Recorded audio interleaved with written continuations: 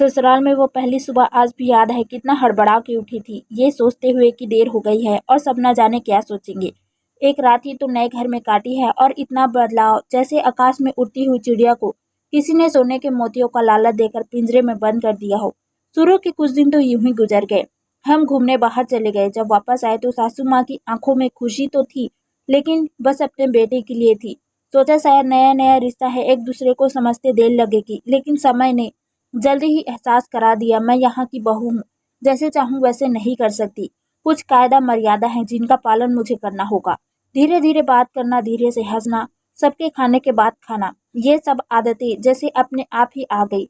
घर में माँ से भी कभी कभी ही बात होती। धीरे धीरे पीहर की याद सताने लगी। ससुराल में पूछा तो कहा गया अभी नहीं, कुछ दिन बाद। जिस पति ने कुछ दिन पहले ही मेरे माता पिता से ये कहा था कि पास ही तो है, कभी भी आ जाएगी, उनके भी सुर बदले हुए थे। अब धीरे धीरे समझ आ रहा था कि शादी कोई खेल नहीं, इसमें सिर्फ घर नहीं बदलता, बल्कि आपका पूरा जीवन बदलता है।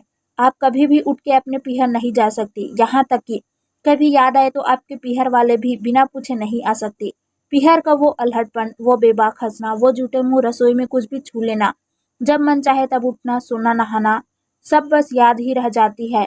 अब मुझे समझ आने लगा था कि क्यों विदाई के समय सब मुझे गले लगा कर रो रहे थे।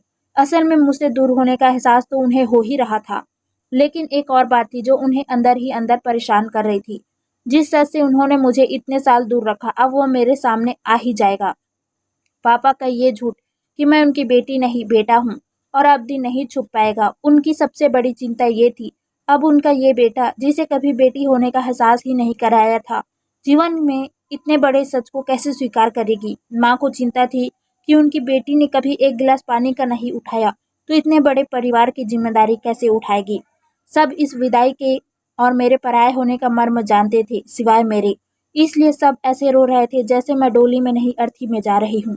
आज मुझे समझ आया कि उनका रोना गलत नहीं था। हमारे समाज का नियम ही ये है, एक बार बेटी डोली में विदा हुई तो फिर वो बस मेहमान ही होती है घर की। फिर कोई चाहे कितना ही क्यों ना कहे कि ये घर आज भी उसका है, सच तो ये है कि अब वो कभी यूं ही अपने उस घर में, जिसे मायका कहा जाता है, नहीं आ सकती। हजारों समस्याओं और परेशानी आने पर भी उसे अकेले ही हल करना है, हंसते हुए, गम छुपाते हुए। क्या यह तपस्या से कम नहीं है?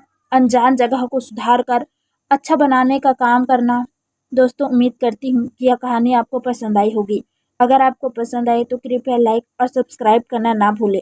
इससे हमें और अधिक वीडियो बनाने के लिए प्रेरणा मिलती है। धन्यवाद।